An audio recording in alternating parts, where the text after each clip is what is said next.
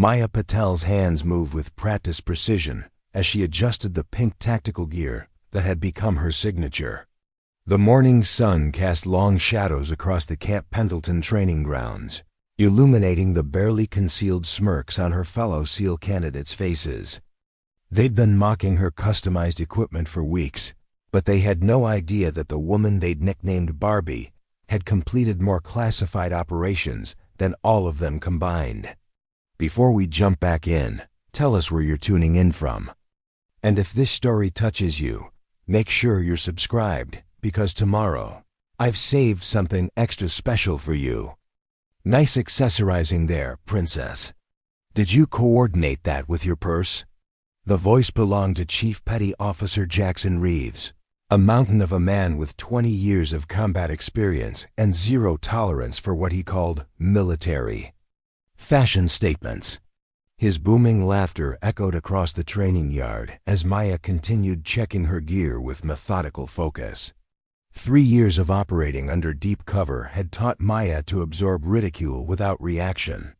She'd infiltrated terrorist cells in Yemen, disrupted human trafficking networks in Southeast Asia, and gathered intelligence that had saved thousands of American lives.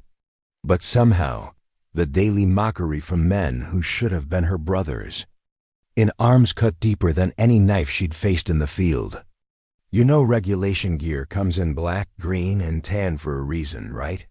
Reeves continued, circling her position like a predator. Camouflage is about blending in, not standing out like some kind of tactical Barbie doll. Maya's jaw tightened, almost imperceptibly. She designed her custom equipment herself: lightweight carbon fiber reinforcements, specialized quick-release mechanisms, and yes, a distinct rose-colored coating that had actually saved her life during a sunset extraction in the Syrian desert. The color wasn't vanity. It was tactical adaptation for specific environments. But explaining that would only invite more ridicule. The SEAL training facility at Camp Pendleton was supposed to be where the best of the best honed their skills. Instead, it had become a daily gauntlet of microaggressions and not-so-subtle attempts to push her out. Maya wasn't officially a SEAL woman, had only recently been allowed to attempt the training, and none had completed it yet. She was here, on special assignment from Naval Intelligence, but her cover story positioned her as a combat medic with specialized tactical training. Maybe you'd be more comfortable back at the medical station, Reeves suggested, his voice dripping with condescension. Real operators need gear that works, not gear that looks pretty. As Maya reached for her custom-modified medical kit, her sleeve rode up slightly, revealing the edge of a small, geometric tattoo. Reeves caught sight of it, his eyes narrowing, but Maya quickly adjusted her sleeve. The moment passed, and Reeves continued his morning ritual of belittling the only woman brave enough or foolish enough, depending on who you asked, to train with his elite unit. What Reeves and the others didn't know was that Lieutenant Commander Maya Patel had been operating in shadows so deep that even most SEALs had never ventured there. Her codey name, Arcade, was whispered with a mixture of awe and disbelief among the highest levels of military intelligence. Now she was at Camp Pendleton for a specific reason, one that had nothing to do with breaking gender barriers or proving herself to men like Reeves. She was here because something was very wrong within the SEAL teams, and someone was selling American secrets. Captain Sarah Chun watched from her office window as Reeves continued his verbal assault on the newest addition to the training group. As commander of special projects at Camp Pendleton, Chun had fought hard to bring Maya into the program, against considerable resistance from traditionalists who believed women had no place in special operations. "He's at it again," said Lieutenant James Rodriguez, Chun's intelligence officer, as he placed a folder marked "Classified" on her desk. "You know, if Patel is who her file says she is, I'm surprised she hasn't put Reeves on his back yet." Chun's expression remained neutral, but her eyes reflected concern. "She's under orders to maintain her cover at all costs. That means taking whatever Reeves dishes out without revealing her true capabilities." Must be hard, Rodriguez mused, being the best in the room and having to pretend you're struggling to keep up. Harder than you know, Chun replied, opening the folder to reveal satellite images of a remote compound in northern Afghanistan. But we need her expertise for Operation Phantom Gate, and we need to keep her identity compartmentalized until we figure out who's leaking operational details to the enemy. The images showed a heavily fortified mountain complex that had somehow evaded detection for years. Recent intelligence suggested it was the headquarters of a new terrorist faction that had been systematically targeting American intelligence assets across the Middle East. The mission briefing is tonight, Chun said, tracing the outline of the compound with her finger. We'll see if Reeves still finds her pink gear amusing when he learns who's leading the operation. Rodriguez looked skeptical. You're putting her in charge? The men won't follow her, especially not Reeves and his core team. They will when they learn the mission parameters, Chun replied. This operation requires someone who can infiltrate the compound undetected, identify the American hostage, and extract them while gathering critical intelligence. Conventional tactics won't work. Preparing and narrating this story took us a lot of time, so if you are enjoying it, subscribe to our channel. It means a lot to us. Now back to the story. And Patel can do this because Chun's smile was tight. Because she's done it before, in worse conditions, with less support. The pink gear that everyone mocks? It's a psychological tactic. Enemies dismiss her, underestimate her just like our own people do. It's her greatest weapon. Back on the training ground, Maya had completed her equipment check and moved on to weapons maintenance. Her custom-modified M4 carbine featured several enhancements that raised eyebrows. Among the traditionalists, a specialized trigger assembly, a balanced bolt carrier group that reduced recoil, and yes, rose-colored accents on the handguard and stock. That thing looks like it belongs in a Toys R Us, not a combat zone, sneered Petty Officer Alex Michaels, Reeves' right-hand man and equally committed to maintaining the SEALs as a male-only fraternity. You planning to blind the enemy with girlish charm? Maya's hands continued their methodical work, breaking down the weapon with practiced efficiency. Her motions weren't those of someone who'd learned on a training range. They were the precise, economical movements of someone who had cleaned her weapon under fire, in the rain, in pitch darkness, with lives depending on her speed and accuracy. Seems like a lot of fancy modifications, Michaels continued, picking up her customized suppressor. Compensating for something, Patel. Like maybe the fact that you don't belong here? Maya finally spoke, her voice quiet but clear. Would you mind returning my equipment, please? That's been custom calibrated for acoustic signature reduction. Michaels laughed, tossing the suppressor back onto her work table with deliberate carelessness. Acoustic signature reduction? Listen to G.I. Jane here, using big words to sound important. What Michaels couldn't know was that Maya had personally developed that suppressor design during a classified operation in Moscow, where she'd eliminated a high-value target without alerting guards stationed less than 20 feet away. The technology had since been adopted by several elite units, though few knew its origin. Across the training ground, Lieutenant Commander Nathan West observed the interaction with growing concern. Something about the way Maya handled her equipment triggered memories from a classified briefing he'd attended 2 years earlier. A female operative had single-handedly extracted a captured CIA asset from a heavily guarded compound in Iran. The mission details were heavily redacted, but he remembered the operational call sign, Orchid. West had spent enough time in special operations to recognize the signs of someone operating under deep cover. The economical movements, the constant situational awareness, the way Maya positioned herself with clear sightlines to all exits and entries, these weren't the habits of a combat medic. These were the instincts of someone who had operated alone, in hostile territory where a single mistake meant death. His suspicions grew when he noticed how she scanned the room during briefings, her eyes constantly moving, categorizing, assessing. Not like someone learning the ropes, but like someone looking for inconsistencies, for threats, for the one person who didn't belong. West decided to test his theory. During afternoon training, he deliberately modified the parameters of a tactical exercise without warning, creating a scenario where standard SEAL protocols would fail. The other operators fumbled, trying to adapt their usual approaches. Maya, however, shifted strategies immediately, employing techniques West had only seen used by certain CIA Special Activities units. "Interesting approach, Patel," he said afterward, when they were momentarily alone. "Reminds me of something I saw in Mosul in 2019, an operation called Pink Horizon. Ring any bells?"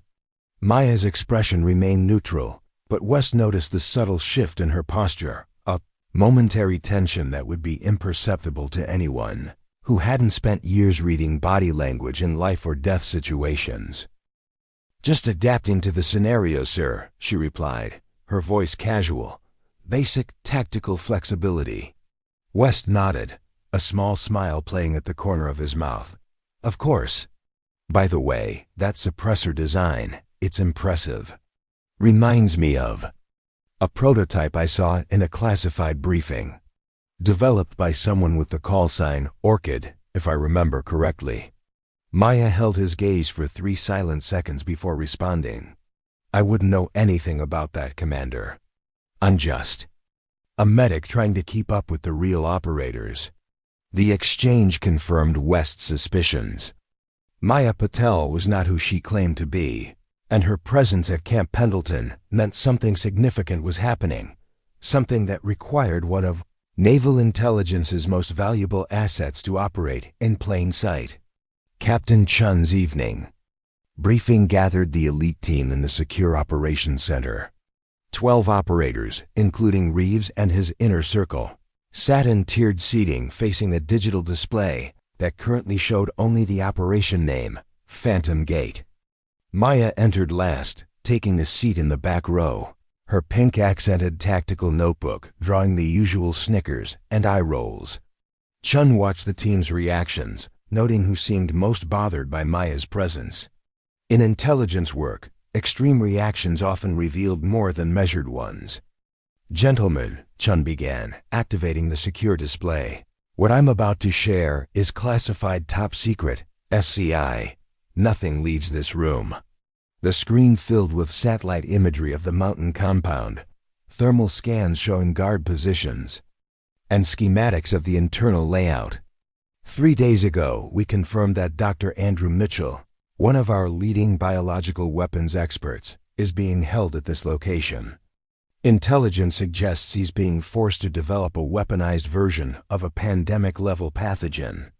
The facility is defended by approximately 40 highly trained mercenaries with advanced weapon systems and surveillance. Chun let the information sink in before continuing. Conventional assault would trigger protocols to kill the hostage and destroy the research.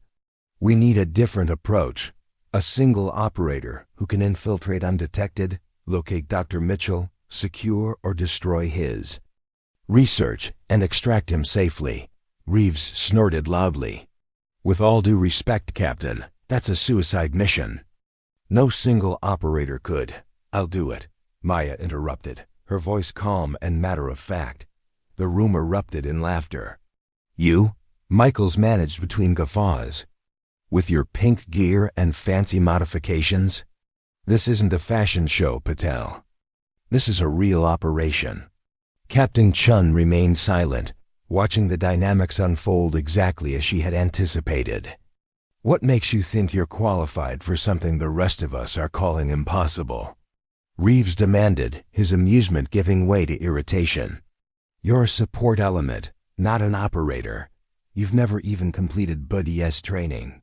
Maya's expression remained neutral as she stood and walked to the front of the room. "Permission to address the team, Captain." Chun nodded, stepping aside. "The floor is yours, Lieutenant Commander Patel." The use of Maya's rank silenced the room instantly. Combat medics weren't lieutenant commanders. "My name is Lieutenant Commander Maya Patel," she began, her voice carrying a quiet authority that hadn't been present before. "For the past 7 years, I've served with Naval Special Warfare Development Group, Operational Detachment Echo. My operational call sign is Orchid." She tapped her tablet, and the screen behind her changed to display a heavily redacted service record. Despite the black lines covering most of the text, the commendations were clear. Distinguished Service Cross, Silver Star with Valor, 3 Purple Hearts. I've conducted 23 solo infiltration missions in denied areas across 14 countries. My specialty is high-value target extraction in situations where conventional tactics would fail. The room had gone completely silent, the earlier mockery replaced by stunned disbelief. "The pink gear that you've all found so amusing," Maya continued, tapping her tablet again to display technical specifications, "is a proprietary adaptive camouflage system I developed during Operation Crimson Shadow in 2021. The coloration can be adjusted for specific environments, desert sunset conditions, snow glare scenarios, urban environments with specific lighting signatures." She looked directly at Reeves, whose face had gone from red with anger to pale with realization. "It's not about looking pretty, Chief. It's about staying alive when failure means death." Captain Chun stepped forward again. "Lieutenant Commander, Patel has been embedded with our unit to identify a security leak that has compromised 3 operations in the past 6 months. Her cover as a combat medic was designed to allow her to observe without alerting the subject." "You've been spying on us?" Michaels asked, his voice a mixture of anger and embarrassment. "I've been protecting you," Maya corrected. "Someone in this command structure has been selling operational details to enemy forces. Those leaks have cost 7 operators their lives." The accusation hung in the air like a live grenade. Maya looked around the room, meeting each man's eyes directly. "I don't care about your opinions of women in combat. I don't care about your traditions or your brotherhood. I care about the mission, and I care about bringing everyone home alive. If that bothers you, take it up with the Secretary of Defense, who personally authorized my presence here." Lieutenant Commander West spoke up from his position near the keel door. "I worked with Orchid in Mosul, though I never saw her face. She extracted a high-value asset from a facility with security that makes this mountain fortress look like a shopping mall. If she says she can do this mission, I believe her." The endorsement from a respected team leader shifted the energy in the room. The operators looked at Maya with new eyes, seeing not the woman they'd dismissed but a warrior whose experience might exceed their own. Reeves, however, wasn't ready to concede. Infiltrating a terrorist compound solo is different from identifying a leak. "What makes you qualified to investigate your fellow operators?" Maya's expression hardened slightly. "Before naval intelligence, I spent 3 years with NCIS, specializing in counterintelligence. I've caught spies before, and I'll catch this one." She turned to Captain Chun. "The mission to extract Dr. Mitchell should proceed immediately. The leak investigation can continue in parallel." Chun nodded, agreed. "We'll brief the full operational details now." She activated a secure terminal. "The infiltration will occur at 02:00 tomorrow. Weather conditions at the target location show a sandstorm developing, which will provide additional cover for insertion." As Chun outlined the mission parameters, Maya felt the weight of the team's stares. Some were reassessing her with newfound respect, others with suspicion, and a few Reeves among them with barely disguised hostility.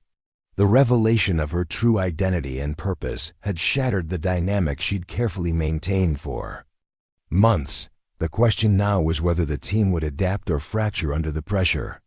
What none of them knew, not even Captain Chen, was that Maya had already identified the likely source of the leak. The evidence pointed to someone unexpected, someone whose betrayal would shake the very foundation of the SEAL community. But confirming her suspicion would require one final piece of evidence she hoped to find during the Phantom Gate operation. As the briefing concluded, Maya gathered her equipment and headed for the door. Reeves stepped into her path, his massive frame blocking the exit. "I don't care what your file says, Patel," he said, his voice low and threatening. "I don't care what medals you've won or what fancy technology you've developed. This is my team, and I don't trust you to lead a mission that could get my men killed." Maya met his gaze without flinching. "I'm not asking for your trust, Chief. I'm not even asking for your respect. I'm telling you that I'm going to complete this mission and bring Dr. Mitchell home alive. Your opinion on the matter is irrelevant." She stepped around him and walked away, leaving Reeves standing in stunned silence. For the first time in his career, someone had dismissed him as if he were inconsequential. The fact that it was a woman half his size made the insult even harder to swallow. What Reeves couldn't know was that Maya's confidence wasn't bravado. She had operated in conditions far worse than what Phantom Gate presented against enemies. Far more dangerous than the mercenaries guarding the mountain compound. The pink gear that had drawn so much mockery was the result of years of field testing and technological innovation. Each component had been designed with a specific purpose, each modification addressing a particular challenge she'd faced in the field. But as Maya prepared for the mission, checking and rechecking her specialized equipment, she knew that the greatest threat to her success might not be the enemy guarding Dr. Mitchell. It might be the traitor within her own ranks, someone who could compromise the operation before it even began.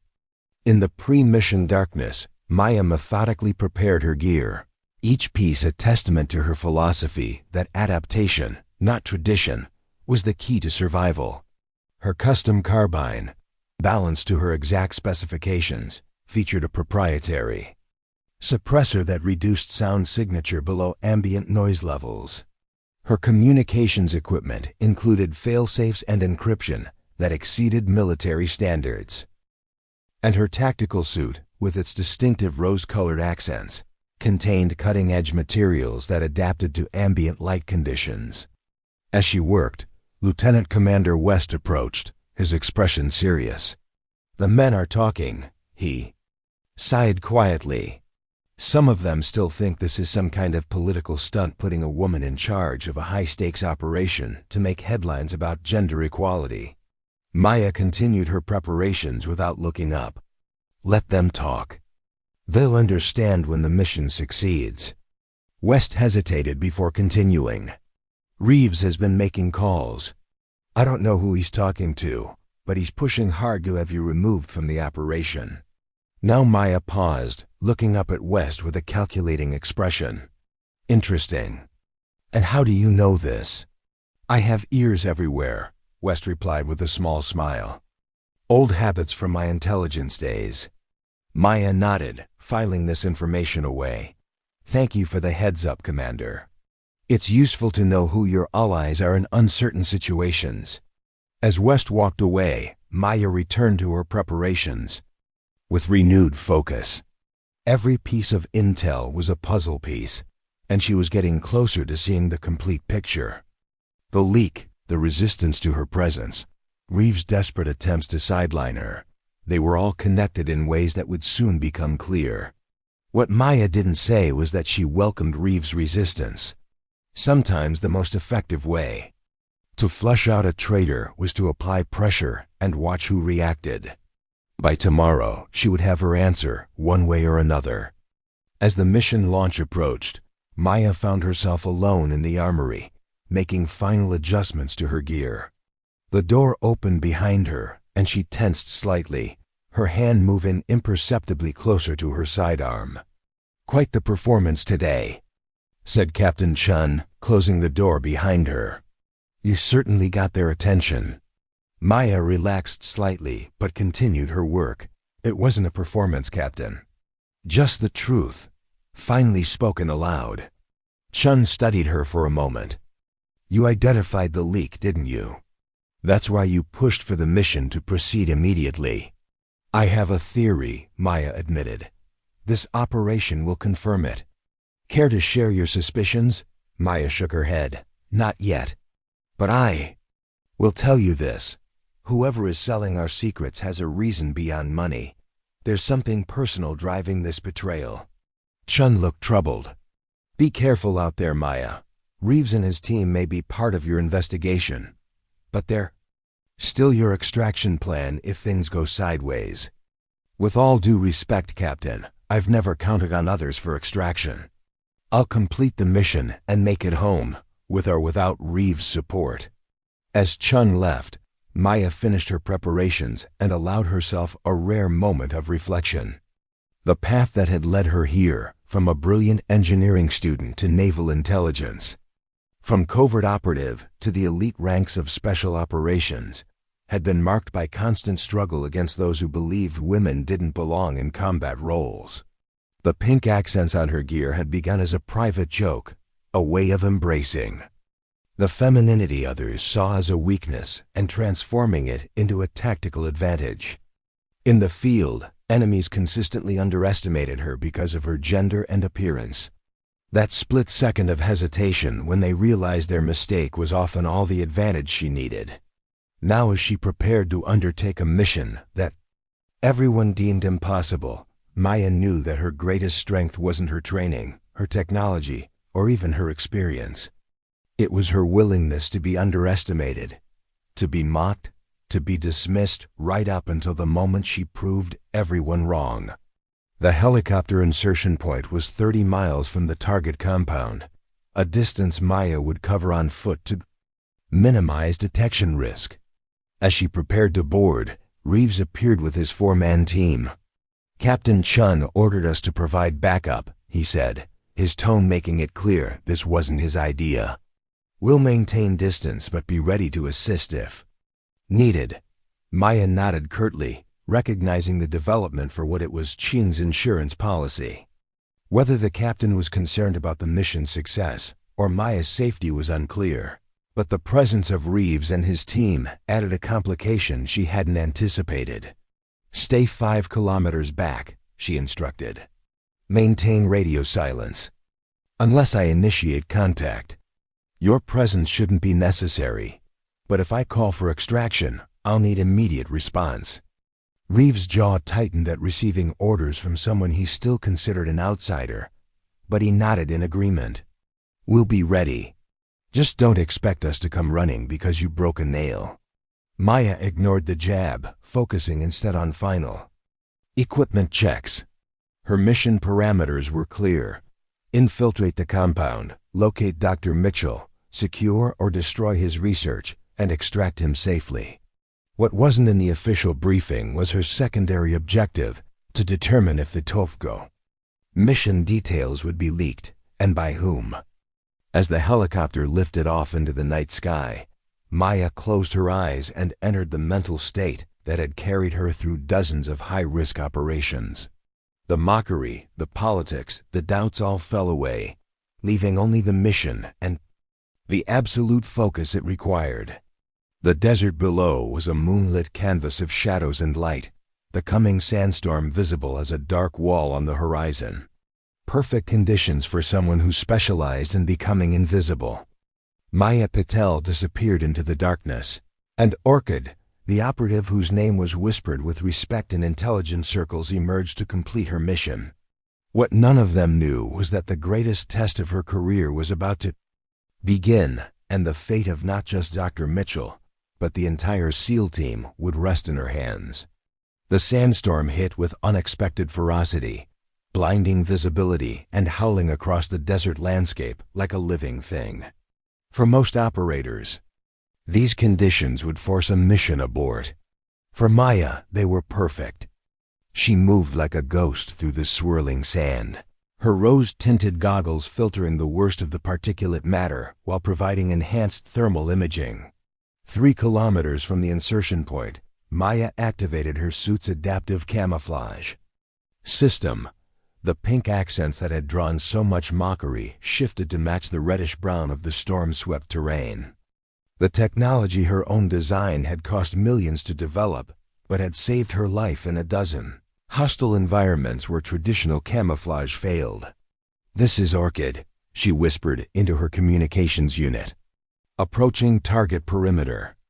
Radio silence from this point forward unless emergency extraction required." Back at the mobile command center, Captain Chen acknowledged the transmission, then turned to the team monitoring Maya's progress. "Maintain surveillance as long as possible. Once she crosses the perimeter, we'll lose visual until she chooses to transmit." Chief Petty Officer Reeves watched the grainy footage with poorly concealed skepticism. "She never make it past the outer guards. That compound has thermal sensors that can pick up a field mouse at 500 meters. Maybe you should reserve judgment until you see what she can do," said Lieutenant Commander West, his eyes never leaving the monitor. The exchange only reinforced Chin's suspicions.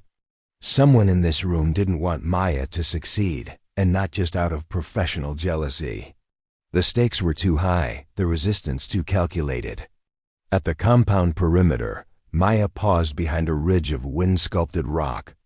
The facility's defenses were even more impressive up close: motion sensors, thermal imaging cameras, and armed guards with military-grade night vision equipment. The intel briefing had been accurate, but incomplete. Someone had upgraded security. Within the past 48 hours, exactly the kind of detail that a leak would explain. Maya reached into her gear bag and removed a device no larger than a smartphone. The prototype counter-surveillance tool, nicknamed Pink Noise by her R&D team, could create localized blind spots in electronic security systems. She activated it, watching with satisfaction as the nearest camera's indicator light flickered before stabilizing. "Let's see if you're as smart as I think you are," she whispered to herself, an old ritual before entering hostile territory. With balletic precision, Maya slipped between sensor fields, her movements so controlled that not even the finest motion detection equipment would register her presence. Years of yoga, gymnastics, and specialized training had given her body control that surpassed anyone in the special operations community. The first guard never saw her coming. Maya approached from his blind spot, her breathing synchronized with the howling wind. One hand covered his mouth while the other applied precise pressure to the carotid artery. He was unconscious in 4 seconds, bound and hidden 30 seconds later. The outer perimeter breach took 17 minutes 11 minutes faster than her projected timeline. Inside the compound's first security layer, Maya paused to gather intel. The facility's layout matched her briefing materials, but the guard patterns were different, another indication that security had been enhanced recently. Moving from shadow to shadow, Maya approached the main building where Dr. Mitchell was most likely being held.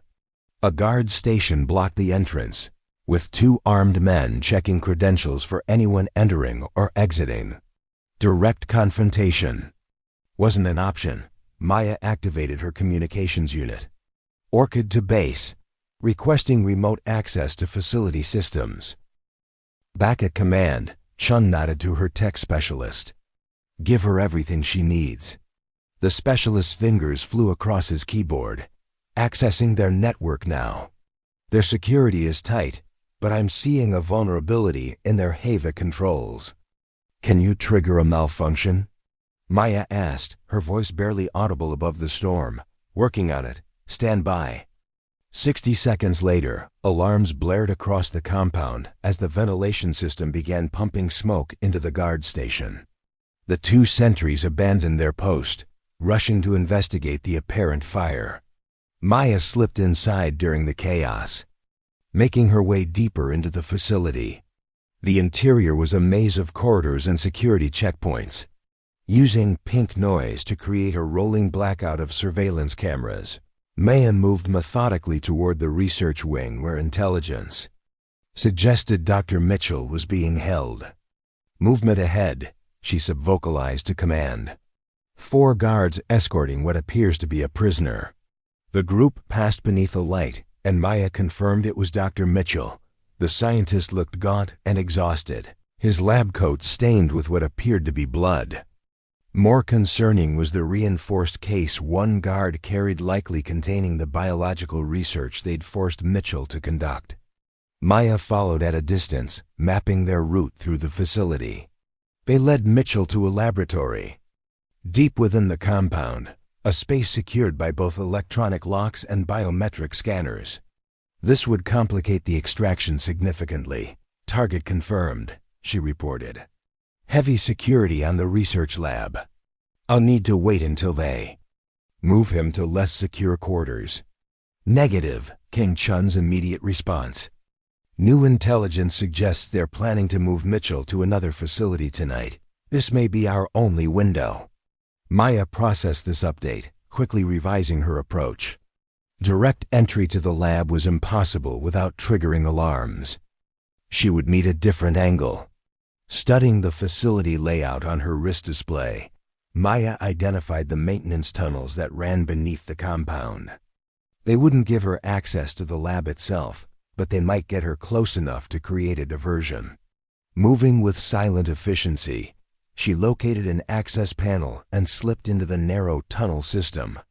The space was tight, barely large. Enough for her slender frame, and filled with pipes carrying water, sewage, and electrical conduits. In the darkness, Maya smiled grimly. This was why the SEAL's standard selection process favored large, powerfully built men.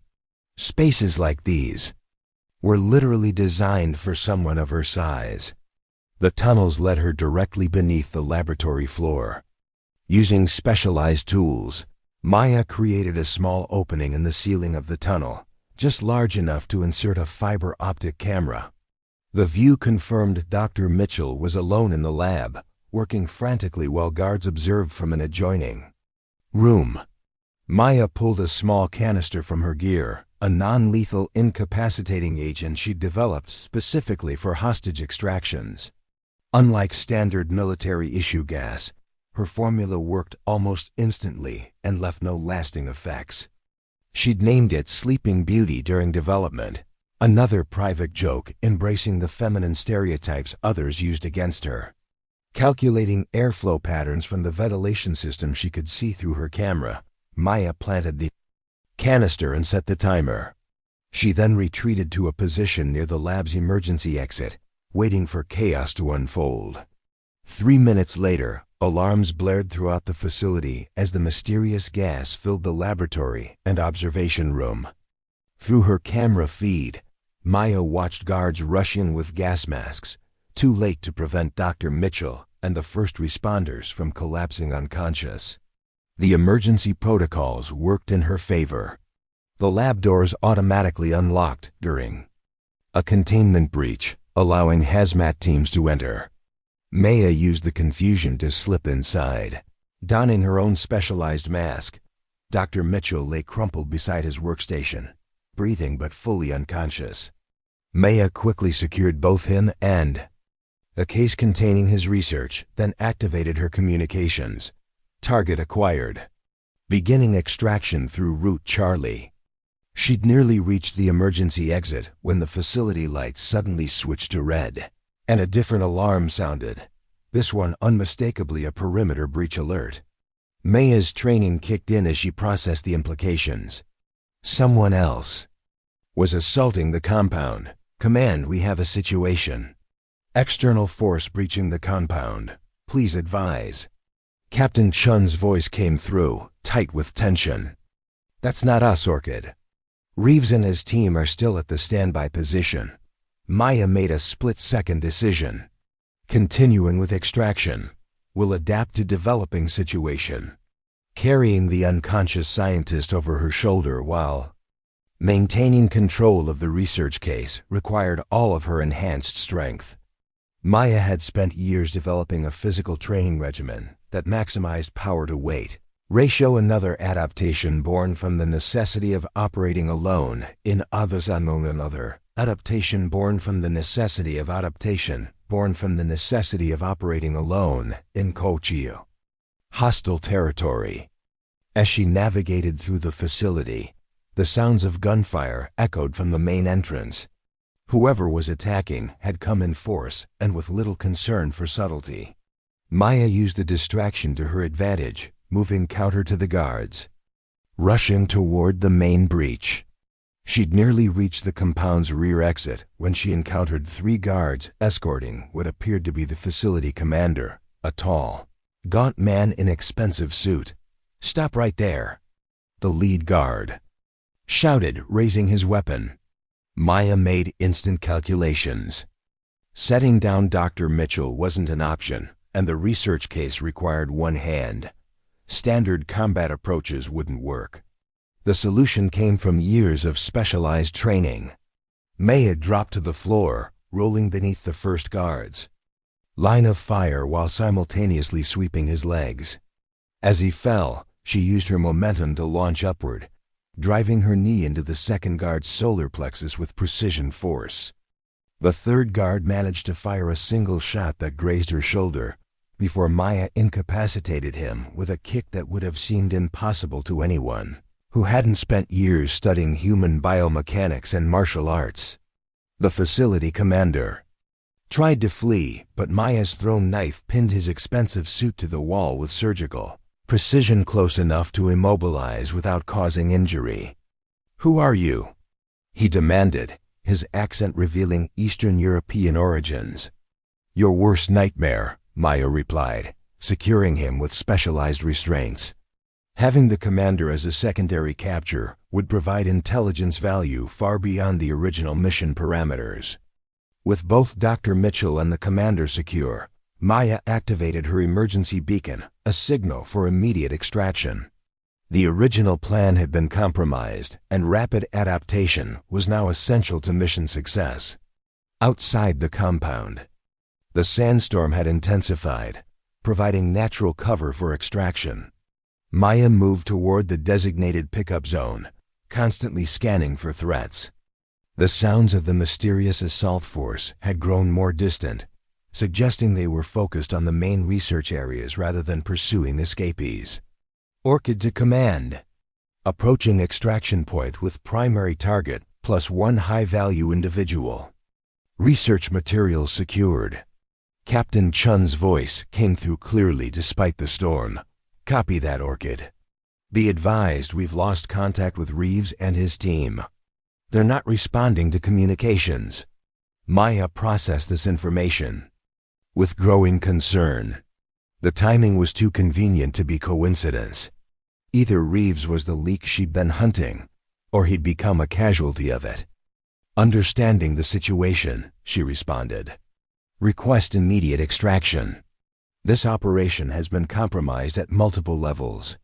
The extraction helicopter appeared through the swirling sand 5 minutes later, not the standard military transport she'd expected, but a sleek, unmarked craft designed for covert operations. As it touched down, Maya recognized the pilot, Frank Torres, one of the few operatives she'd worked with who knew her true identity.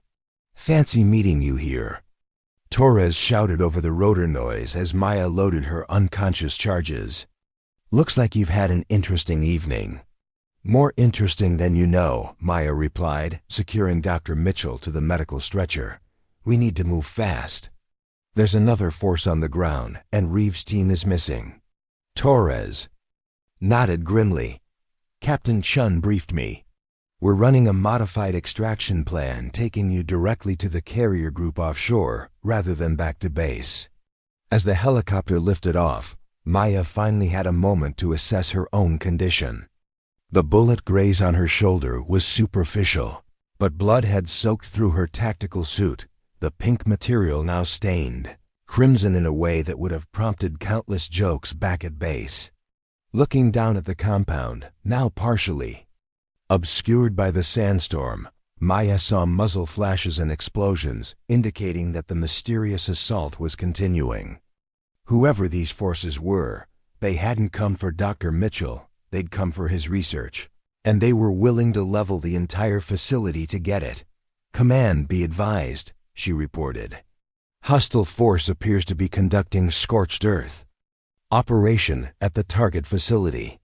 Recommend immediate ISR coverage to identify attacking force. Already on it, Chun responded. Preliminary analysis suggests Russian PMC operators, but with unusual equipment configurations. This doesn't match known Spetsnaz or Wagner Group protocols. Maya's mind raced through the implications. If Russian private military contractors were involved, the situation was even more complex than they'd anticipated. The biological weapon Dr. Mitchell had been developing must be even more significant than their intelligence had suggested. The scientist began to stir as the helicopter gained altitude, his eyes fluttering open in confusion and fear. Dr. Mitchell, Maya said, leaning close to be heard over the rotor noise, "You're safe now, U.S. Navy Special Operations. We're taking you home." Mitchell's eyes widened with recognition. "Lieutenant Patel, they told me you were dead. They showed me footage of your team's helicopter being shot down." Maya kept her expression neutral despite the shock of his words. "What else did they tell you?" "That you were leading the team coming to extract me," Mitchell said, his voice growing stronger. "They said you'd been compromised, that someone in your chain of command had sold you out." The pieces started falling into place. Not only was there a leak, but the enemy had been deliberately feeding misinformation back through this same channel. They'd wanted Mitchell to believe rescue was impossible, and they'd specifically mentioned Maya by name. "Dr. Mitchell, the research they forced you to conduct, did you complete it?" The scientist's face darkened. "They wanted a binary agent something that could be transported as harmless components and combined into a weapon at the target location. I gave them what they wanted, but..." He hesitated. "But what?" Maya pressed. "I built in a flaw. The formula in that case will break down when exposed to oxygen for more than 6 hours. It'll be useless by morning." Maya felt a surge of admiration for the scientist. Even under duress, he'd found a way to sabotage his captor's plans. The facility commander, now fully conscious and secured to the helicopter's bench seat, watched this exchange with calculating eyes. Maya noticed his attention and the slight smile playing at the corner of his mouth. Something wasn't right. "Torres, change course," she ordered suddenly. "This extraction has been compromised." The pilot looked back in confusion. "What are you talking about?" "We're on the secure flight path to the carrier." "That's exactly the problem," Maya replied, drawing her sidearm and aiming it at the facility commander. "No one mentioned a carrier group during mission briefing. That information wasn't in the operational plans." The commander's smile widened. "Very good, Lieutenant Patel. I was wondering how long it would take you to realize." "Realize what?" Torres asked, his hand moving toward his own weapon. "That this entire operation was designed to fail," Maya said grimly. "The intel about Dr. Mitchell was accurate, but everything else was a setup, including our extraction plan." The pieces had come together with devastating clarity. The leak wasn't just passing information, they were orchestrating an elaborate trap. And Maya had just walked into it with eyes wide open. "So what happens now?" the commander asked, seemingly unconcerned despite being in custody. "Your base is compromised. Your extraction team is compromised. You have nowhere to go, Lieutenant Patel." Maya's mind raced through options, calculating risks and probabilities with the same precision she applied to every aspect of her operations. The situation was dire, but not unsalvageable. "Torres, new coordinates," she said, entering a sequence into her tactical computer. "We're going off-grid." "Those coordinates will take us into Iranian airspace," Torres objected after glancing at the navigation system. "That's suicide." "Not if we use the sandstorm for cover," Maya countered. "They won't be expecting us to head deeper into hostile territory. It's the one move they won't have planned for." The logic was sound if desperate. By heading in the opposite direction of safety, they might escape the trap that had been so carefully laid for them. "What about Reeves and his team?" Torres asked, already adjusting their course. If they're alive, they're on their own until we can secure Dr. Mitchell and his research, Maya replied. Primary mission objectives take priority. As the helicopter changed direction, banking sharply into the heart of the sandstorm, Maya turned her attention back to the facility commander. His confident smile had faltered slightly, suggesting her unexpected maneuver had indeed disrupted whatever plan had been set in motion. "Who are you working for?" she demanded. "And how did you know I would be leading this operation?" The man's composure returned quickly. "You Americans are so predictable. When you discovered Dr. Mitchell was being held, who else would they send but their precious orchid? The woman who specializes in impossible extractions. The operative whose existence is denied at the highest levels." His words confirmed Maya's worst fears. Someone with access to the most classified aspects of her service record had betrayed her identity to the enemy.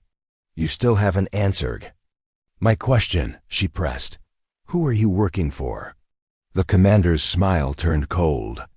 "Someone who has been watching you for a very long time. Lieutenant Patel, someone who appreciates your talents far more than your own government does." Before Maya could respond, the helicopter lurched violently as something struck the tail rotor. Warning alarms blared through the cockpit as Torres fought to maintain control. "Surface-to-air missile," he shouted. "They must have tracking systems that can penetrate the sandstorm." The helicopter began spinning, losing altitude rapidly. Maya secured herself and Dr. Mitchell for impact, her mind already planning their survival strategy once they hit the ground. "Mayday, mayday," Torres called into his radio. "Extraction team down, coordinates follow. Be advised, Orchid is secure, but requires immediate assistance." The ground rushed up to meet them, the world becoming a chaos of sand, metal, and screaming alarms. Maya's last conscious thought before impact was a cold calculation whoever had betrayed her had just made. Their first mistake. They should have killed her when they had the chance. The crash was violent, but controlled, a testament to Torres's exceptional piloting skills. The helicopter hit the desert floor at an angle that distributed the impact force, preventing a catastrophic explosion but still powerful enough to render most of the occupants unconscious. Maya regained awareness first, her specialized training including recovery techniques that allowed her to function through pain and disorientation. The cabin was filled with smoke and sand, illuminated only by emergency lighting. Torres was slumped over the controls, bleeding from a head wound. Dr. Mitchell was still secured to his stretcher, apparently unharmed.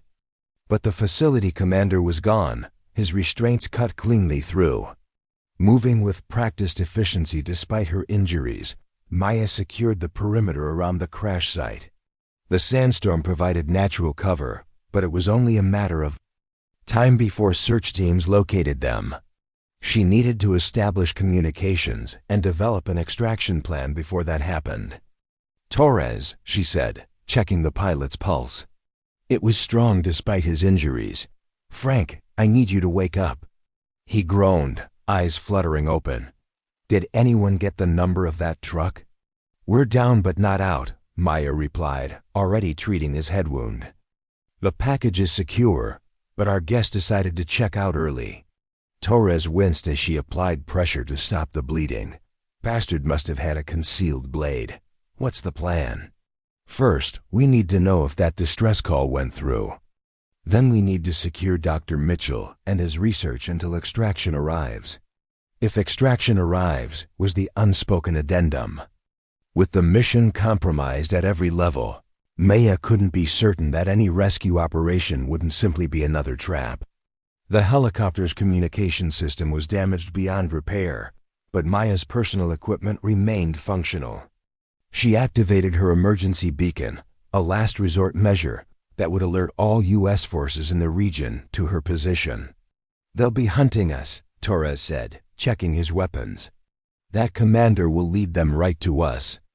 "Let them come," Maya replied, her voice carrying a cold determination that made Torres glance at her with new respect. "They've never caught me before. They won't start now." Dr. Mitchell had regained consciousness and was watching their preparations with growing anxiety. "What happens now?" "They'll know I sabotaged the formula. They'll kill us all." Maya knelt beside the scientist, her expression softening slightly. "Dr. Mitchell, I've spent my entire career extracting high-value targets from impossible situations. This isn't my first crash landing in hostile territory, and it won't be my last. I'm going to get you home." The conviction in her voice seemed to calm him. "How can you be so confident?" Maya's smile was grim but genuine. "Because failure has never been an option for me. From the day I joined naval intelligence, I've been told that women don't belong in special operations, that we're not strong enough, tough enough, or ruthless enough. Every mission I complete proves them wrong." She checked her weapons and specialized equipment, much of which had survived the crash intact. "Now we're going to move to a more defensible position and wait for extraction. Torres and I will handle security. Your only job is to stay alive and remember everything you know about the research they forced you to conduct." As they prepared to abandon the crash site, Maya's tactical computer picked up an encrypted transmission U.S. military frequency, using protocols that only someone with high-level clearance would know. "This is Switchblade Actual to Orchid. We have your position. Extraction team inbound. Authentication code Sierra Echo Alpha Lima 93. Maya verified the code against her mission parameters. It was legitimate, or at least it appeared to be. "Could be another trap," Torres warned, reading her expression. "Could be," Maya agreed. "But it might also be our only way out." She made a quick decision. "We'll proceed to the extraction point, but maintain tactical caution. If it's a trap, we'll be ready." The journey through the sandstorm was grueling. Dr. Mitchell struggled to keep pace despite Maya and Torres's assistance. The desert terrain, combined with near-zero visibility and the constant threat of pursuit, tested even Maya's exceptional navigation skills. 2 hours into their trek, Maya's enhanced audio sensors, another custom modification that had drawn ridicule from Reeves and his team, picked up the distinctive sound of approaching vehicles. "Contact," she whispered, signaling Torres to take cover with Dr. Mitchell. Multiple vehicles approaching from the northwest. Heavy engines, probably armored personnel carriers. Torres positioned himself to cover the scientist. "Friendlies or hostiles?" "Unknown," Maya replied, activating her thermal imaging. "But they're moving with purpose, not searching patterns. They know exactly where they're going." The vehicles emerged from the swirling sand like prehistoric beasts, their outlines distorted by the storm. Maya's heart sank as she recognized the distinctive profile of Russian BTR-82 armored personnel carriers, the same equipment used by the private military contractors who had assaulted the compound. "Definitely not our extraction," she confirmed, counting 5 vehicles in total. "At least 30 hostiles, heavy weapons. We're outmanned and outgunned." Torres's expression was grim. "Suggestions?" Maya studied the approaching force, identifying patterns and vulnerabilities with practiced efficiency. "They're moving in. Standard search formation, expecting resistance. But they don't know exactly where we are, or they'd have deployed differently." She reached into her gear bag and removed 3 small devices, each no larger than a cellular phone. "These are my own design. Acoustic disruptors combined with thermal decoys. They'll create the impression of a fighting force much larger than our actual numbers." Torres looked impressed despite himself. "That's why the pink gear, isn't it? It's not just about being different for the sake of it. Every modification has a purpose." "Form follows function," Maya confirmed. "Always has. The color is just a bonus. It tends to make men underestimate me, which can be tactically advantageous." She deployed the devices in a triangular pattern around their position. creating a perimeter that would confuse and misdirect the approaching force. When I activate these, they'll think they're facing at least a dozen operators. It should buy us time to slip away during the confusion. Dr. Mitchell watched their preparations with a mixture of fear and growing respect. They told me special forces were coming, he said quietly. But I never imagined that it would be someone like me. Maya finished for him, her focus never leaving the tactical display. That's part of the advantage. The enemy never expects someone like me either. As the armored vehicles approached their position, Maya activated her countermeasures. The effect was immediate and dramatic. The acoustic disruptors created the sound of automatic weapons fire from multiple positions, while the thermal decoys generated heat signatures indistinguishable from human operators moving through tactical formations. The lead vehicle stopped abruptly, its turret swiveling toward the nearest apparent threat. Within seconds, the Russians were returning fire against phantom opponents, their heavy weapons tearing into empty desert while Maya, Torres, and Dr. Mitchell slipped away in the opposite direction. That won't fool them for long, Torres cautioned as they put distance between themselves and the chaos. Once they realize it's a deception, they'll intensify the search. We don't need long, Maya replied, checking her tactical display. Our actual extraction should be approaching from the southeast. We just need to reach the rendezvous point before these forces regroup. The sandstorm was beginning to abate, which worked both for and against them. Improved visibility would help them navigate to the extraction point more efficiently, but it would also make them easier to spot if the Russian forces reoriented their search. Maya's communication unit crackled to life. Orchid, this is Switchblade. Actual, we are 5 minutes from the extraction point. Be advised, we are tracking multiple hostile forces converging on your position. Authentication code required for approach. She provided the necessary code, then turned to Torres and Mitchell. We need to move faster. Extraction is close, but so are the hostiles. They increased their pace, pushing through exhaustion and the lingering effects of the crash.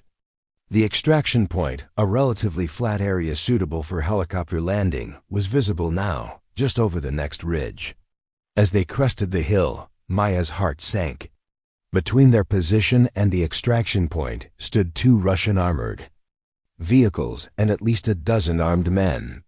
They had been outmaneuvered. Down! She ordered, pulling Mitchell and Torres behind cover as bullets tore into the sand around them. They've cut us off. Torres returned fire, providing covering suppression, while Maya assessed their options. The situation was dire. Outgunned, outnumbered, with extraction so close yet unreachable. Switchblade actual, be advised, she transmitted. Extraction point is compromised. Hostile forces between our position and your approach. The response was immediate. Copy that, Orchid. Stand by for alternative approach. Maya checked her remaining equipment. 2 fragmentation grenades, 1 smoke canister, half a magazine in her primary weapon, and her sidearm with a full magazine. Not enough for a frontal assault against their current opposition. Torres, I need a diversion, she said, formulating a plan with the same rapid calculation that had kept her alive through countless impossible situations. Draw their attention north while I circle around to create an opening. The former SEAL nodded grimly. Just like Kandahar? Just like Kandahar, she confirmed, the reference to a previous joint operation conveying volumes of tactical understanding. Between them, what about me? Dr. Mitchell asked, his voice steady despite the danger. Maya handed him her backup sidearm. Stay hidden. If neither of us returns in 10 minutes, use this to protect yourself. Last resort only. With the plan established, Torres moved into position, using the terrain for maximum concealment. On Maya's signal, he began firing at the Russian position, creating the impression of a frontal assault while Maya circled wide to approach from their blind spot. The pink accents of her tactical gear, which had drawn so much mockery back at base, now served their true purpose.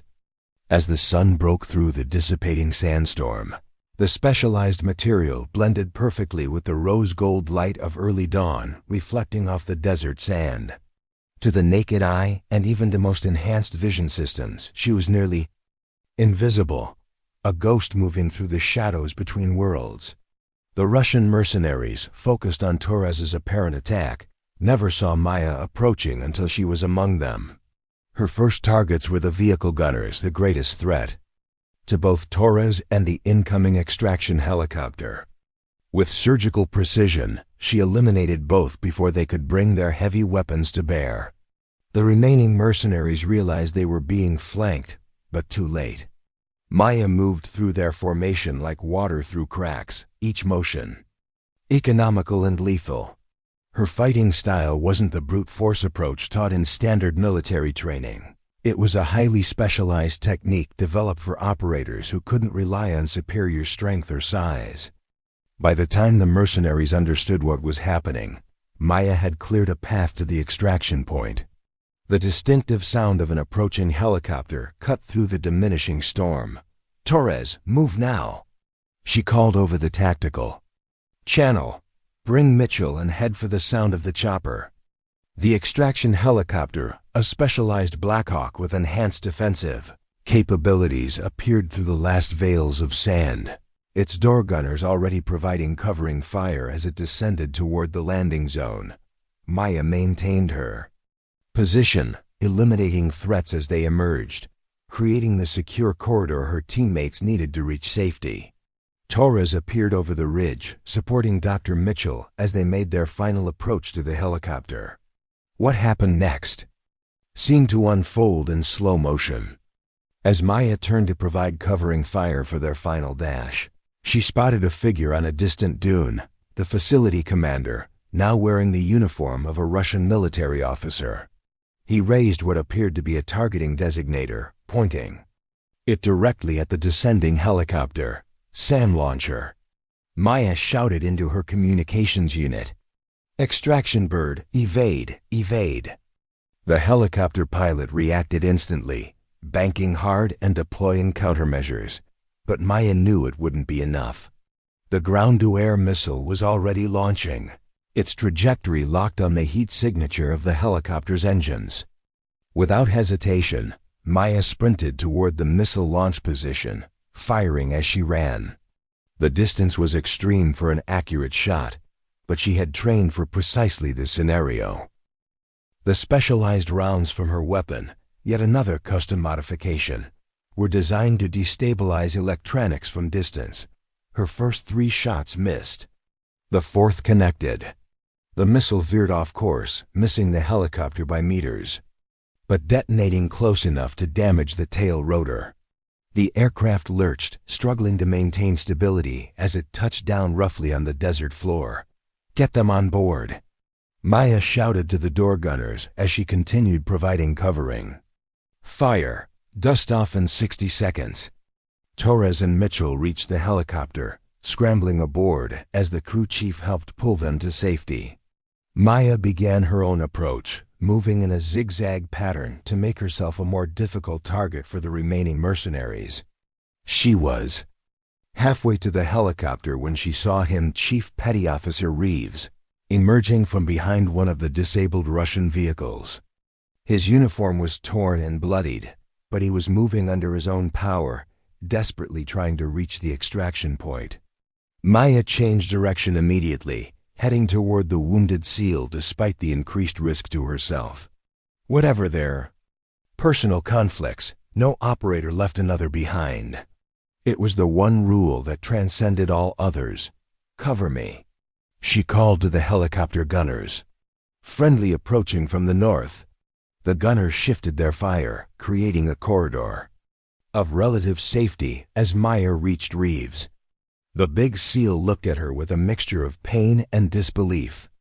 "You came back for me," he managed through gritted teeth, clutching a wound in his side. "Of course I did," Maya replied, supporting his weight as they moved toward extraction.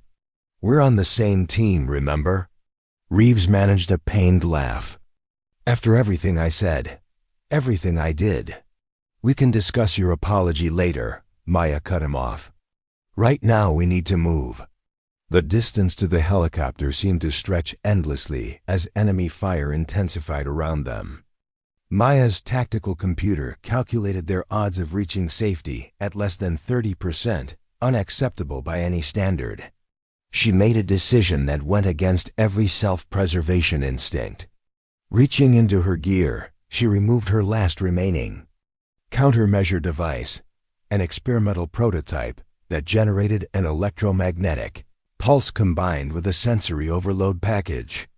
The device would disable enemy electronics and create temporary blindness and disorientation among hostile forces, but its radius would include her position as well. Get ready to run, she told Reeves, activating the device and dropping it behind them. The effect was immediate and dramatic. A wave of electromagnetic energy pulsed outward, followed by a blinding flash and disorienting sound pattern. Every electronic device within 50 meters went dead, including Maya's own tactical systems. In the confusion, she half-dragged Reeves toward the helicopter, both of them now moving on instinct and training alone. The door gunners, momentarily blinded, couldn't provide covering fire. They were fully exposed. A single shot rang out from somewhere to their right. Maya felt the impact before she heard the sound of a sniper round striking her left shoulder, spinning her halfway around but not stopping her forward momentum. With a final surge of determination, she pushed Reeves into the waiting arms of the extraction team, then collapsed onto the helicopter floor as the aircraft lifted off, taking fire from multiple directions. "We got them," the crew chief shouted over the comms.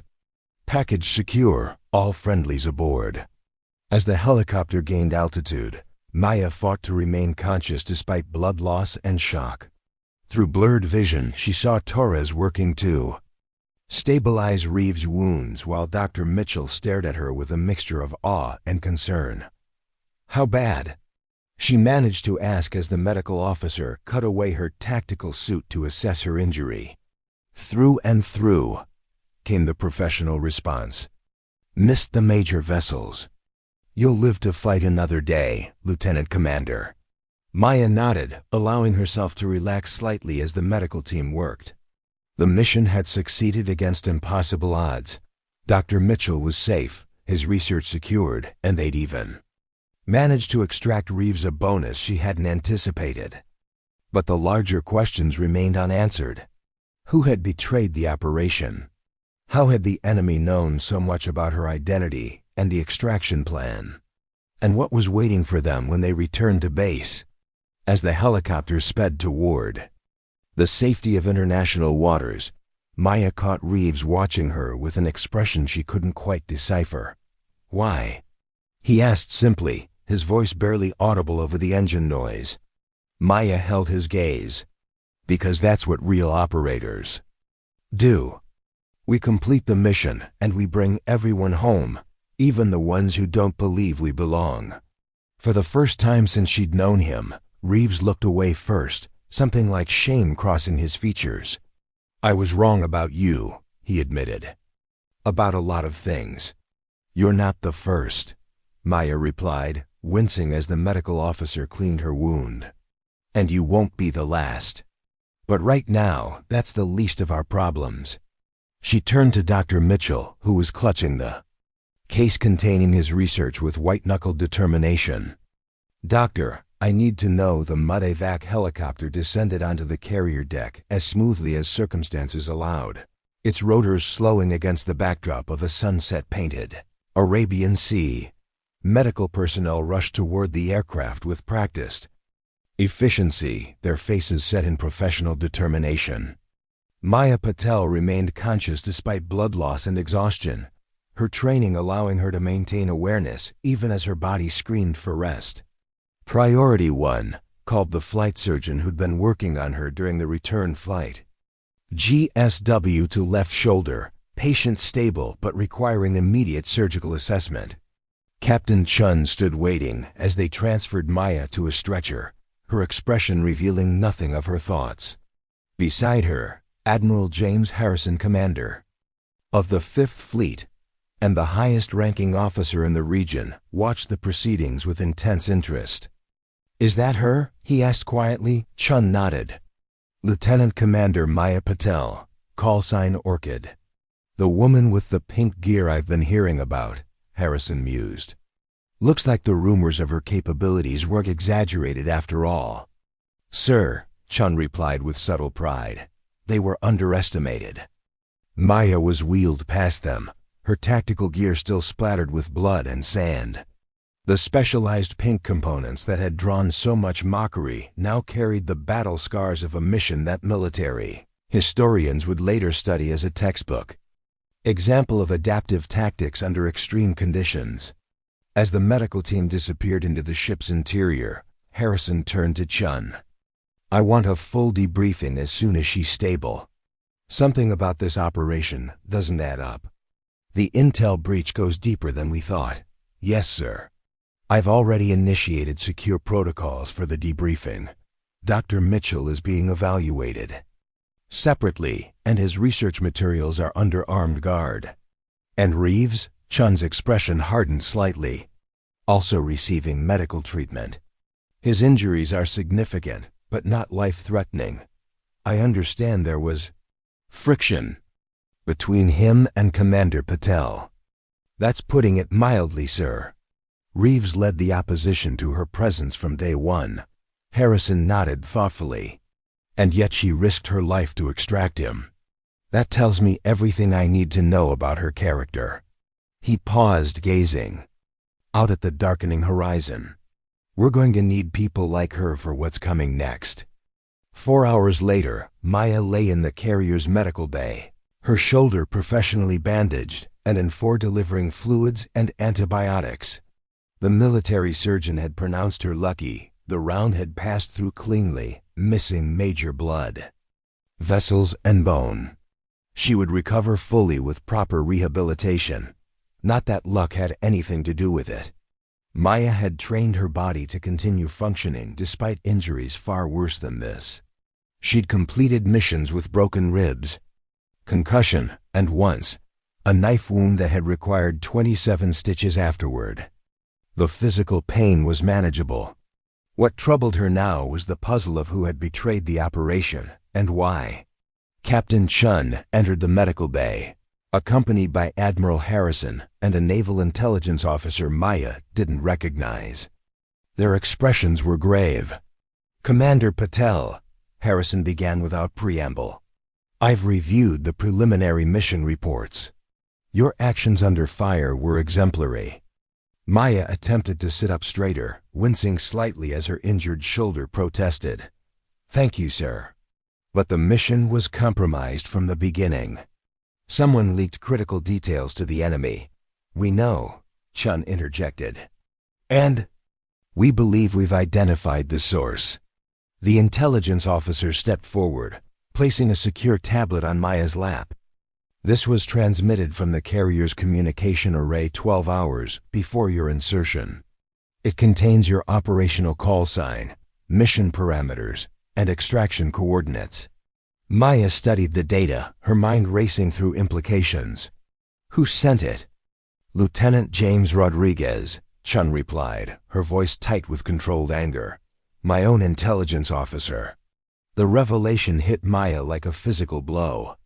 Rodriguez had been part of the mission planning from the beginning, with full access to all operational details. More significantly, he'd been the one pushing for Reeves and his team to serve as backup, placing them in the perfect position to be captured or killed when the operation went south. "What was his reason?" Maya asked, professional curiosity overriding her personal reaction to the betrayal. "Money, at first," the intelligence officer explained. "Rodriguez has a gambling problem that put him deeply in debt. But the Russians turned it into something more complex.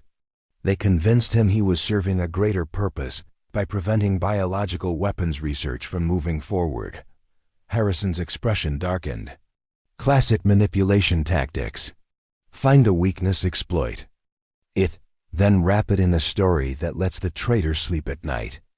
Where is he now? Maya asked. In custody, Chun replied. He was arrested while trying to send updated information about Dr. Mitchell's rescue.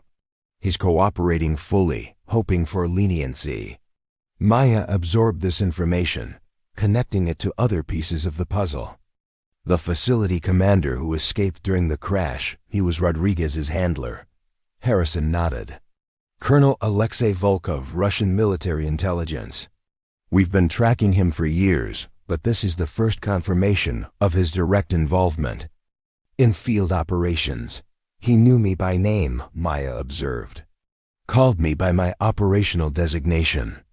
Rodriguez had access to your complete file, Chun confirmed, including your previous missions and specialized capabilities.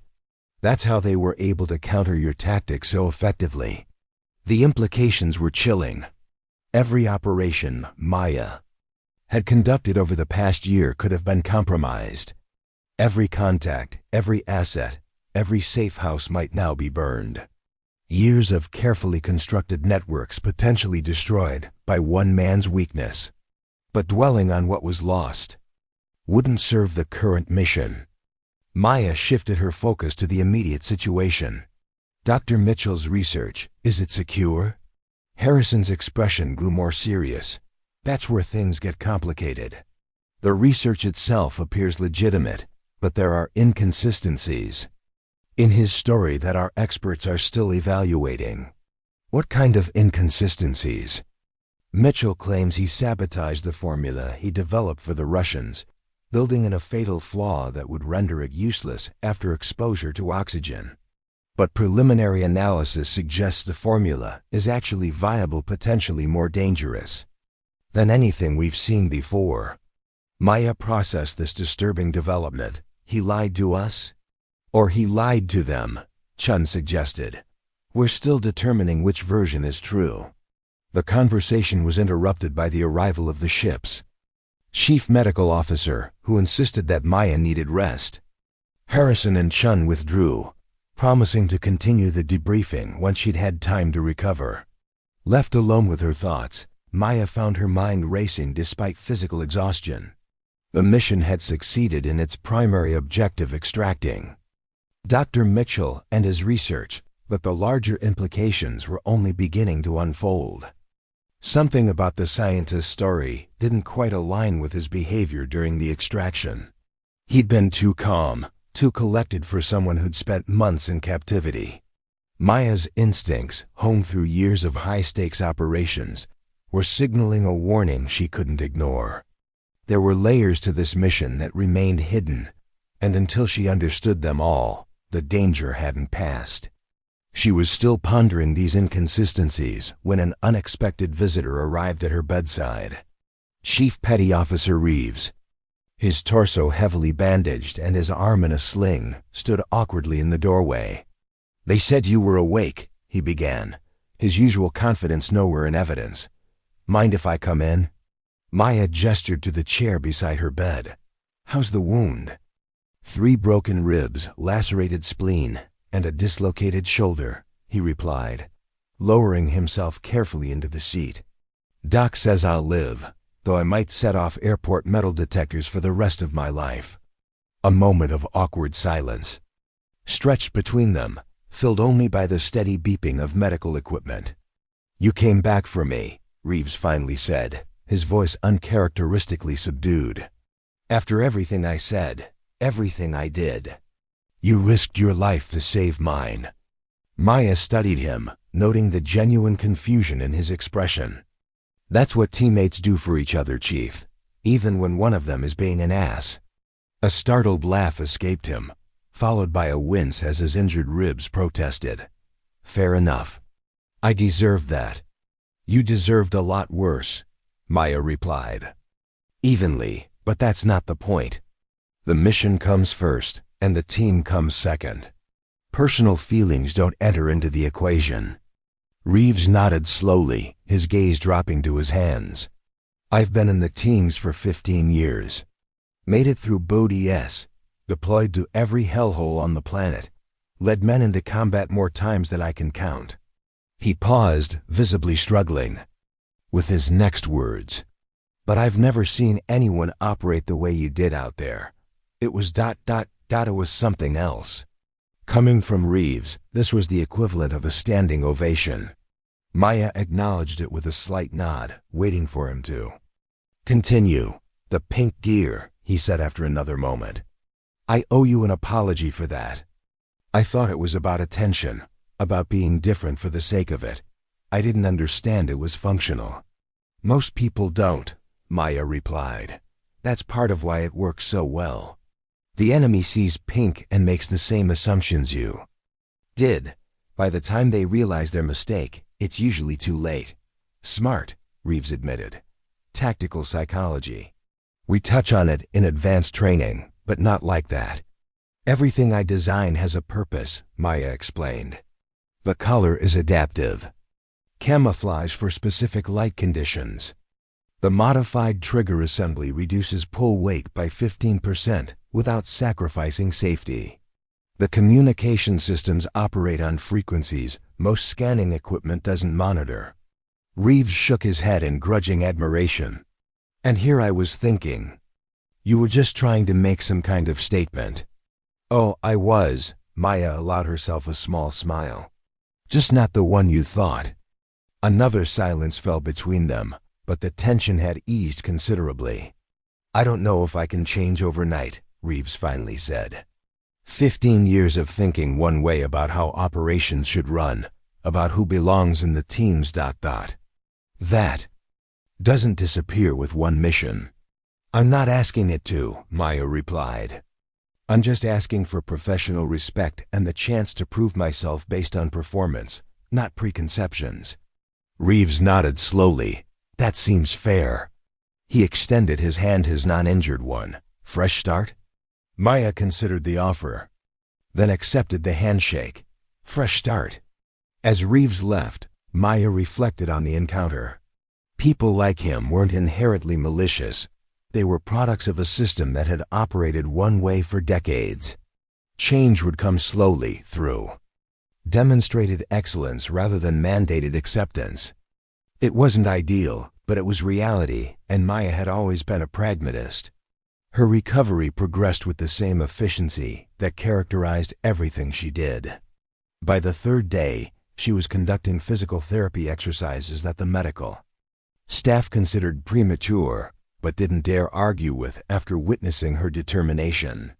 By the fifth day, she was reviewing intelligence reports on a secure terminal installed in her recovery room. Captain Chun visited regularly, bringing updates on the investigation into Rodriguez's betrayal and Dr. Mitchell's debriefing, the scientist's story remained consistent. He claimed to have sabotaged his research, but technical experts continued to find the formula workable in preliminary testing. There's something we're missing, Maya insisted during one such update. Mitchell is too calm, too collected. He doesn't display typical indicators of prolonged captivity or coercion. Chun looked troubled. The psychological evaluation noted the same thing. His affect is inconsistent with someone who's been held against their will for months. What if he wasn't? Maya suggested, what if his capture was staged? What if he's been working with the Russians voluntarily? That would explain a lot, Chun acknowledged. But why maintain the deception now that he's back in U.S. custody? Because the mission isn't over, Maya concluded grimly. Whatever they planned isn't complete yet. This disturbing theory gained additional support the following day when laboratory tests revealed microscopic transmitters embedded in the research case. Mitchell had insisted on keeping with him at all times. The devices were sophisticated enough to evade standard detection protocols and had been broadcasting their location continuously since the extraction. He's a beacon, Maya realized when Chun shared this discovery. They're tracking him, which means an attack is imminent, Chun finished. We need to move him off this carrier immediately. The evacuation plan came together with military precision. Dr. Mitchell would be transferred to a secure facility on mainland soil, accompanied by a full SEAL team for protection.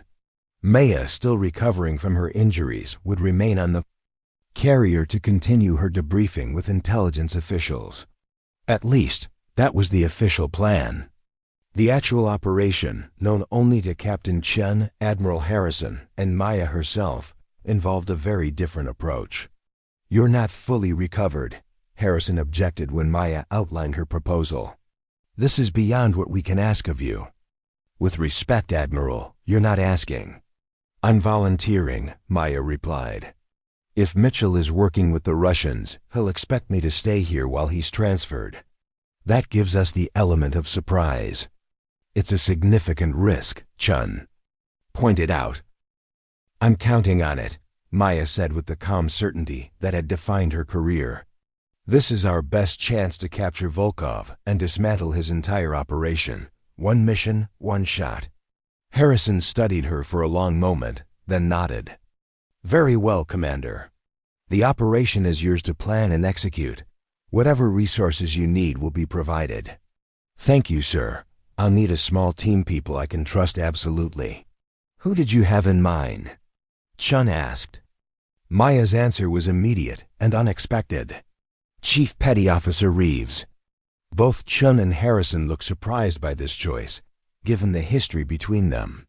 "He's experienced, skilled, and now has personal motivation to see this through," Maya explained. "Most importantly, he's the last person Mitchell would expect me to choose, which makes him perfect for this operation." The logic was sound, if unorthodox. Chun authorized the selection, and Reeves was summoned to a secure briefing room where Maya outlined her plan. His initial skepticism gave way to grudging admiration as he recognized the tactical brilliance of the approach. "It's crazy," he concluded after reviewing the operational details. "High risk, minimal support, operating on assumptions rather than confirmed intelligence." He looked up at Maya with newfound respect. "Exactly the kind of mission I'd plan." "Myself. Is that a yes, Chief?" "It's a hell yes, Commander. When do we start?" The next 12 hours were a flurry of preparation disguised as routine activity. To all official observers, Dr. Mitchell was being prepared for transfer to a mainland facility, while Maya remained under medical observation on the carrier. In reality, a complex deception operation was unfolding. Dr. Mitchell was indeed transferred, but on a different aircraft, at a different time, and with different personnel than what appeared in official communications. Meanwhile, Maya and Reeves prepared to intercept whoever came for the scientist, using his tracking devices as bait for a trap of their own design. "Your pink gear going to work in these conditions?" Reeves asked as they prepared their equipment in a secure compartment deep within the carrier. Maya glanced up from her preparations. "The carrier's interior lighting has a specific spectral signature. The adaptive camouflage is already calibrated for it." She tossed him a tactical vest with subtle rose-colored accents along the seams. "You might want to try it yourself." Reeves caught the vest, examining it with professional curiosity rather than his previous disdain. "Custom work? Prototype," Maya confirmed. "Integrated communications, enhanced ballistic protection, and thermal regulation. Oh, and it weighs 40% less than standard issue." "Impressive," he admitted, slipping it on and testing his range of motion. "Feels like it was made for me." "That's the point. Equipment should enhance performance, not hinder it. One size fits all usually means one size fits none properly." As they continued their preparations, Reeves grew more contemplative. "You know, I've been thinking about why I gave you such a hard time when you first arrived. Because I'm a woman in what you consider a man's world," Maya suggested without looking up from her weapon check. "That's what I thought at first," he acknowledged. "But watching you work, seeing how you approach problems, I think what really bothered me was that you represent a completely different way of thinking about what we do." Maya paused, giving him her full attention. "Go on. The teams have always emphasized brute force, physical dominance. Be bigger, stronger, faster, tougher than the enemy. But your approach, the specialized equipment, the adaptive tactics, The psychological elements, its warfare evolved beyond raw power. He adjusted the vest, testing its flexibility. And that means everything I've built my identity on for 15 years isn't the only way to be effective. It's not about replacing one approach with another, Maya pointed out. It's about having both in our arsenal. There are situations where your traditional methods are exactly what's needed. And there are others where mine work better. Reeves nodded slowly. Tactical diversity. Makes sense. He extended his hand. Thanks for not giving up on this dinosaur. Maya accepted the handshake with a genuine smile. Evolution takes time, Chief, and the most adaptable species survive. Not necessarily the strongest. Their philosophical discussion was interrupted by an urgent communication from Captain Chen. Satellite surveillance had detected a high-speed craft approaching the carrier. Battle group from the north exactly. The direction their intelligence suggested would be most likely for a Russian extraction team. Looks like our guests are arriving right on schedule, Maya observed, checking her weapons one final time. Ready to show them some tactical diversity, Chief. Reeves chambered around in his sidearm, a grim smile spreading across his face. Born ready, Commander. The trap was set. Now all that remained was to spring it and finally put an end to the mission that had begun with mockery and might end with a fundamental shift in how special operations approached warfare in the 21st century. Maya and Reeves moved into position near the carrier's helicopter bay, where any boarding party would likely attempt entry. They had positioned remote sensors throughout adjacent corridors, creating a digital web that would alert them to any intrusion. The carrier's security forces had been strategically positioned to respond to a real threat, while appearing to follow the official transfer plan for Dr. Mitchell. Contact, Maya whispered as her tactical display showed a fast-approaching vessel. Zodiac-class inflatable, modified for reduced acoustic signature. 8 heat signatures aboard. Reeves checked his own display. Coming in on the starboard side, using the carrier's engine noise for cover. Smart. Predictable, Maya countered. It's what I would have done in their position. They watched through networked cameras as the assault team expertly scaled the carrier's hull using specialized climbing equipment that adhered to the metal surface without making noise. Their movements were precise and coordinated, clearly special operations caliber, not standard military. Spetsnaz. Reeves identified them by their distinctive approach. Alpha Group, if I had to guess. Maya nodded in agreement. 8 operators. Split into 2-man teams. Standard Russian deep penetration protocol. The intruders breached the outer hull and entered through a maintenance access point, exactly as Maya had predicted. Her trap was designed to funnel them toward a specific location, the medical bay where Dr. Mitchell was supposedly being held in isolation. They're taking Route 3, Reeves noted as the intruders appeared on their sensor grid. Just like you said they would. It offers the best combination of minimal personnel exposure and direct access to the target, Maya explained. Basic tactical geometry. They moved to intercept, their customized gear allowing them to navigate the carriers. Narrow passageways with silent efficiency. The pink accents of Maya's equipment, which had drawn so much ridicule during training, now served their true purpose, blending perfectly with the reddish emergency lighting that illuminated the corridors during the carrier's night cycle. The first team of Russian operatives never knew what hit them. Maya and Reeves neutralized them with non-lethal force, using specialized tranquilizer rounds that would leave the intruders alive for questioning. The second team put up more resistance but fell to the same precisely executed ambush tactics. Up next, you've got 2 more standout stories right on your screen. If this one hit the mark, you won't want to pass these up. Just click and check them out, and don't forget to subscribe and turn on the notification bell so you don't miss any upload from us.